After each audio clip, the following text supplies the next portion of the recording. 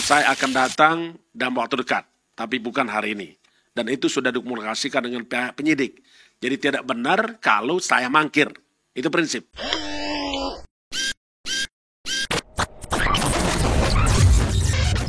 Ya, halo sahabat integritas. Jumpa lagi di program Buka Kartu. Kita masih akan ngomongin Firly Bahuri, Ketua KPK. Nggak bosan-bosannya, karena terlalu banyak dramanya. Terakhir, ya, dia malah pergi ke Aceh untuk sebuah acara roadshow Hari Anti Korupsi Internasional 2023. Padahal waktu itu dia harusnya datang ke Polda Metro Jaya untuk diperiksa, ya, sebagai saksi dalam kasus pemerasan atau dugaan pemerasan yang dilaporkan oleh SYL, mantan Menteri Pertanian. Nah, di sana pun atau di Aceh pun sebenarnya itu acaranya lusa, ya. Jadi semestinya Firly bisa datang dulu ke Polda, baru setelah selesai pemeriksaan menghadiri acara di Aceh. Itu pun juga masih menjadi pertanyaan, layakkah orang yang sudah berkali-kali diperiksa oleh Dewan Pengawas KPK, kemudian juga akhirnya dilaporkan ada indikasi tidak pidana yang melibatkan dirinya, kemudian hadir berceramah menyampaikan pesan-pesan moral pendidikan anti korupsi di hadapan masyarakat Aceh. Nah, kita akan ngobrol soal ini dengan Emerson Yunto. Son, apa kabar, Son? Baik, Batal. Firly Bahuri baik? Firly-nya belum tentu. Son, Ya. Firly Bahuri ke Aceh.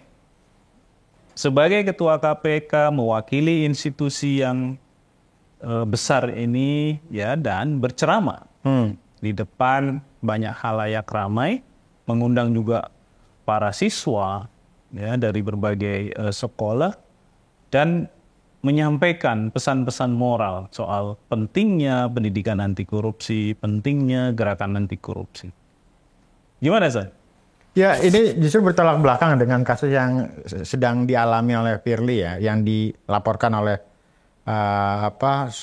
SYL gitu, ya, terkait dengan indikasi gratifikasi mungkin, ya, atau juga pemerasan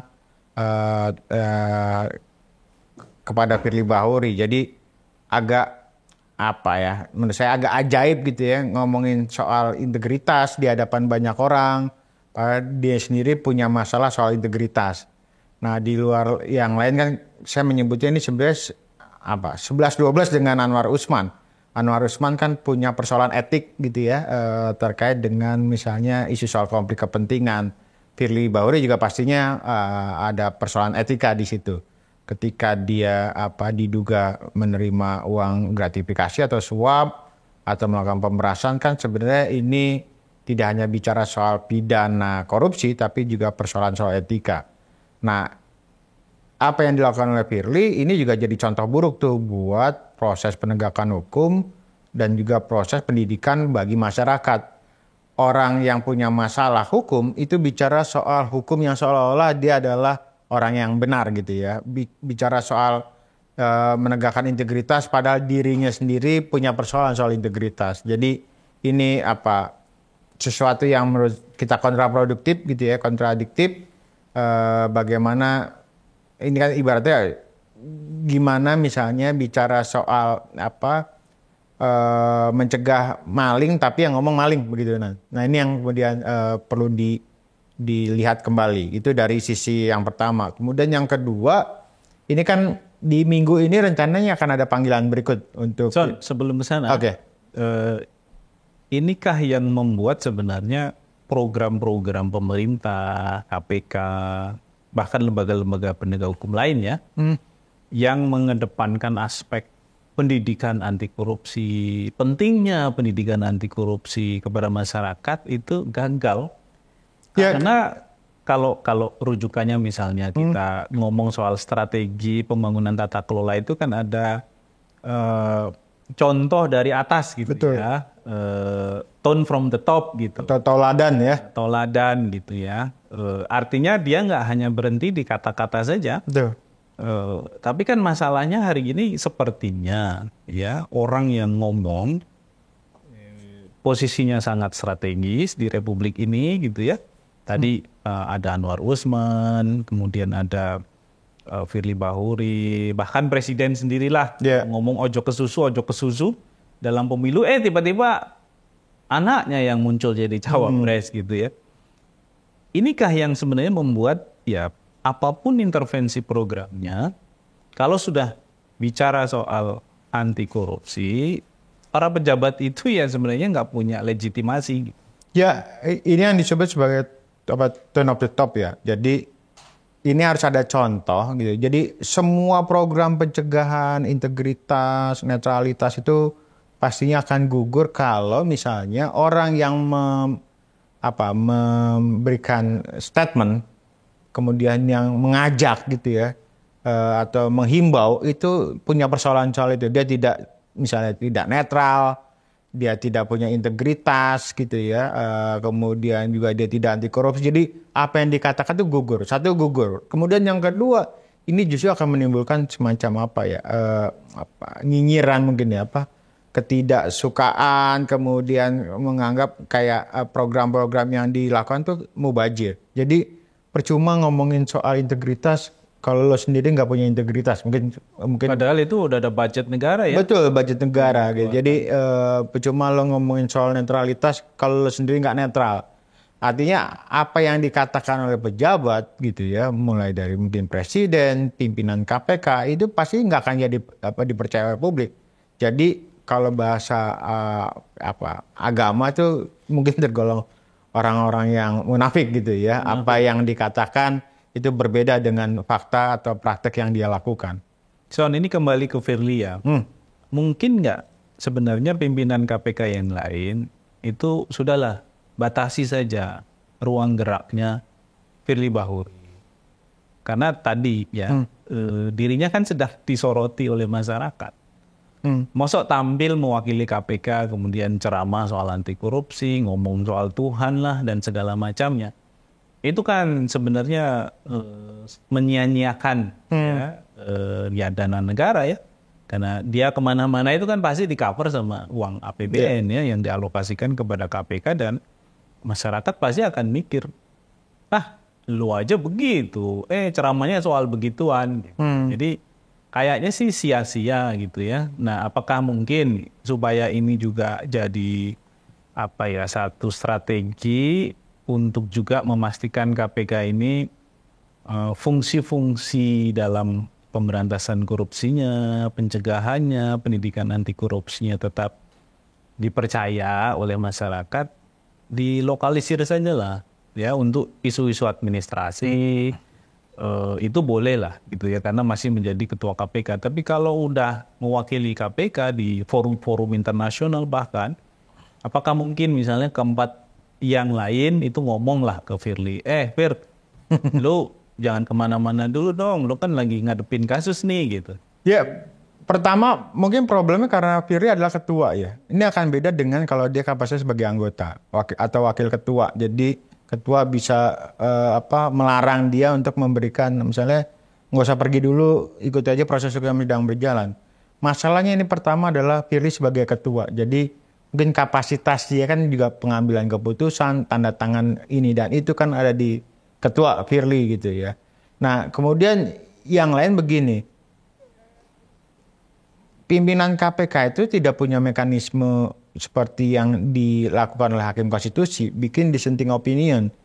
Kemudian misalnya menyatakan di dissenting opinion soal keluhan terhadap performa atau kepemimpinan. Mungkin ada kali Son, tapi internal saja mungkin. Barangkali ada, tapi itu kan nggak muncul. Satu-satunya langkah yang dilakukan adalah memberikan informasi atau mengadukannya ke Dewan Pengawas. Pertanyaannya adalah ada nggak misalnya laporan yang disampaikan oleh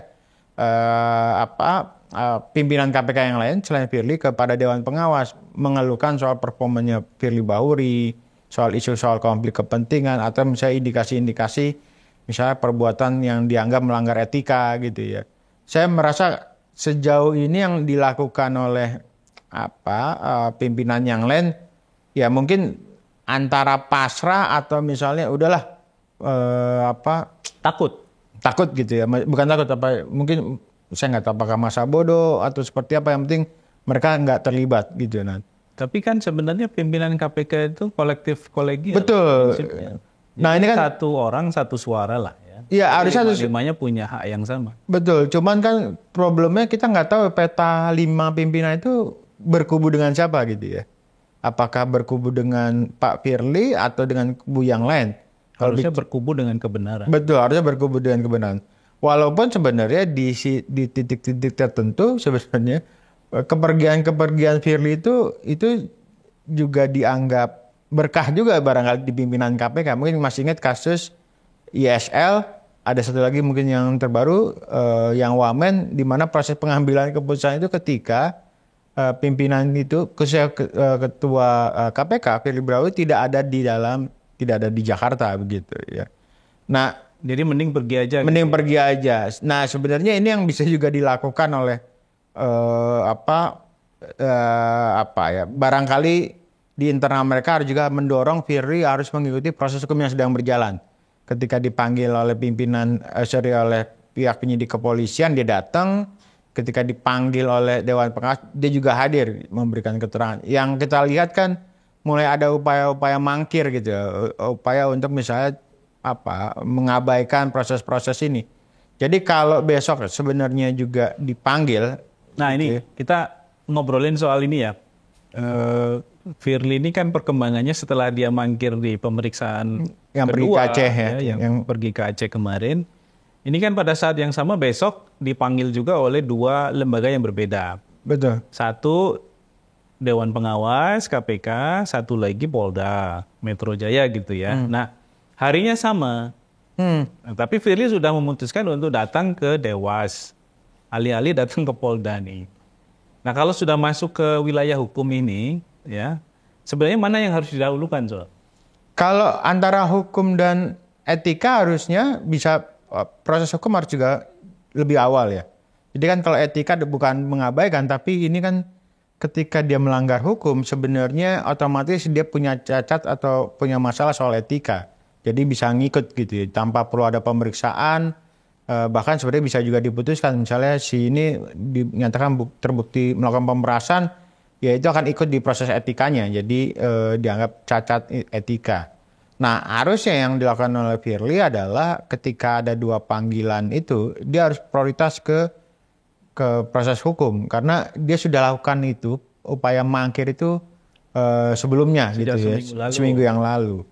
Nah kalaupun juga dia mangkir penyidik dari panggilan penyidik, saya pikir sebenarnya tidak ada alasan bagi penyidik untuk melakukan upaya panggil paksa tuh terhadap Firly Bahuri. Saya menduganya Pak Firly mungkin tahu juga soal apa konsekuensinya kalau dia datang gitu ya ke penyidik Polda di kepolisian. Mungkin dia menduganya ketika dipanggil sebagai saksi pulangnya akan jadi tersangka. Atau mungkin Polda bisa nggak ngalah aja lah. Kalau Dewas manggil hari Selasa, ya Polda hari Rabunya gitu. Betul, sebenarnya harusnya bisa dilakukan. Jadi maksudnya nggak harus setiap hari Selasa dipanggil gitu. Benar.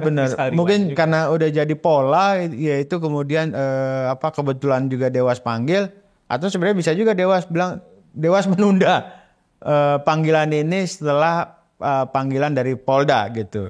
Nah, maksudnya ini inisiatif Dewas untuk betul bisa juga melakukan itu, atau tadi karena Firly sudah memenuhi panggilan pemeriksaan dari Dewas, Polda kemudian meralat itu melakukan panggilan secara layak dan patut, misalnya udah hari Jumat misalnya begitu, kan masih cukup waktu tuh, Selasa, Rabu, Kamis gitu ya, ada sekitar 3 hari bagi nanti keluar kota lagi. Nah itu yang kemudian perlu dicegah gitu ya, kalau dia melakukan mangkir lagi dari ini upaya paksa gitu kan. Upaya paksa ini sementara ini kan Firly masih saksi.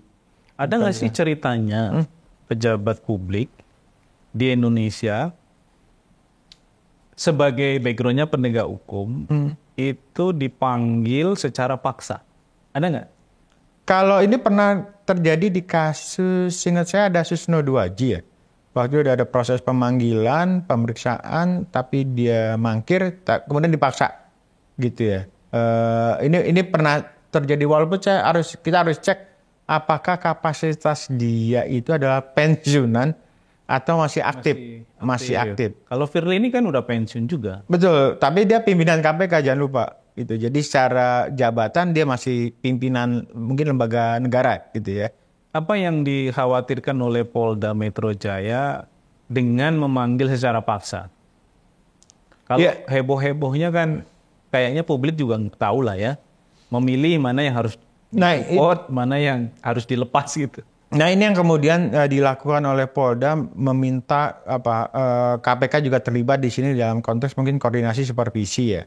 Jadi jangan sampai, barangkali ini asumsi saya, langkah yang dilakukan oleh Polda, penyidik Polda dianggap kayak perseteruan antar lembaga. Jadi barangkali itu yang mungkin dijaga oleh pihak penyidik Polda. Makanya proses-proses itu nampaknya mereka selalu berkoordinasi melibatkan orang internal KPK tuh. Nah ini mungkin nggak supaya juga misalnya besok ya hari Selasa itu Firly mau nggak mau datang ke Polda,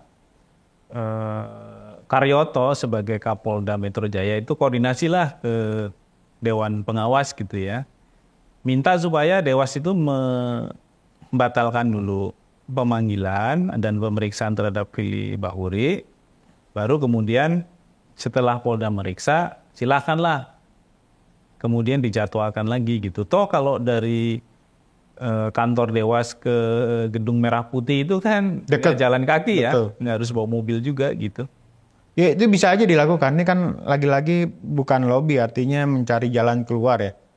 Kebuntuan proses penegakan hukum gitu ya.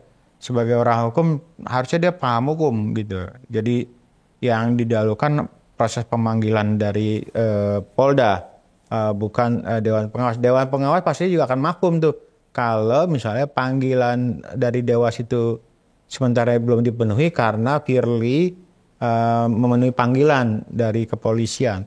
Jadi ya harus ada menurut kita sih mungkin jalan keluarnya seperti apa. Paling enggak Dewas bisa misalnya menunda proses pemeriksaan karena memberikan kesempatan buat si Firly diperiksa, itu jadi salah satu mungkin yang jalan tengah sih. John, terakhir. Kita ngomong soal pejabat publik yang diproses secara hukum itu kan kadang-kadang ada cerita di belakangnya. Ada juga kelompok yang membackup gitu ya. Misalnya ini rumor-rumornya kan selalu kalau sudah jadi tersangka itu biasanya sudah dilepas tuh. Enggak. Artinya diikhlaskan untuk diproses secara hukum. Tapi kalau diulur-ulur terus ya lama prosesnya, padahal mungkin kasusnya terang benderang, buktinya juga sudah nyata. Tapi lama proses hukumnya, jangan-jangan memang masih ada kelompok yang megangin seseorang nih yang sedang diincar oleh penegak hukum sehingga nggak dilepas-lepas. Nah, apakah dalam kasus Firly itu yang terjadi sehingga ini kok lama banget? Ya, jadi ada pernyataan menarik dari mantan pimpinan KPK sendiri. Kenapa seseorang itu bisa lolos dari penetapan status tersangka gitu ya di proses penegakan hukum? Dia bilang kalaupun lolos ada dua. Pertama itu garis tangan, memang takdirnya dia lolos. Yang kedua campur tangan. Campur tangan ini artinya ada yang membackup tuh. Ada posisi-posisi tertentu yang membackup si pelaku ini misalnya tidak ditetapkan sebagai tersangka atau prosesnya nanti dibuat semacam berlarut kemudian publik lupa kasih tiba-tiba hilang atau di-PTS-kan. Nah di kasus Firly sih kalau menurut saya backupnya ini adalah lebih ke backup proses yang dilakukan oleh penyidik Polda. Nah, jadi dia punya keberanian, punya keyakinan kasusnya benar, kemudian orang ini bisa diproses. Nah, Firly sebenarnya dalam posisi ini harusnya tidak punya backup sama sekali. Jadi kalaupun polisi melakukan upaya paksa, upaya penegakan hukum, ya sebenarnya tidak menimbulkan gejolak secara politik ya. Nah, jadi. Tapi mungkin ada kelompok tertentu yang pengen supaya Firly tetap di KPK sehingga ya mungkin berbagai hal bisa dikomunikasikan lah. Iya, artinya bisa juga dianggap sebagai tinggal kuat-kuatan secara politik ya. Jadi seberapa kalau ada istilah kita potensi backup membackup gitu ya, seberapa kuat backupnya gitu ya.